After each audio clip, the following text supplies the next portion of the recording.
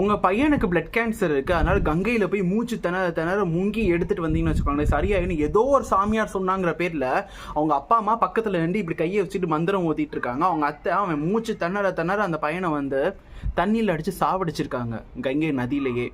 அது ஒரு கிளிப்பு வந்து பயங்கர வைரலாக போயிட்டுருக்கு. அதை பார்த்தாலே அவ்வளோ மனசு கஷ்டமாக இருக்குது. மூட நம்பிக்கை ஒரு அளவுக்கு தான், மகா மட்டமாக உடம்பு முழுக்க மூட நம்பிக்கையில் இருக்கிறவங்கள ஒன்றும் பண்ண முடியாது. மூளையை எடுத்து தனியாக வந்து செலவு பண்ணி திரும்பவும் அவங்க தலையில் வச்சாலும் ஒன்றுமே ஆகாதுங்கிறதுக்கு உதாரணம் தான் அது.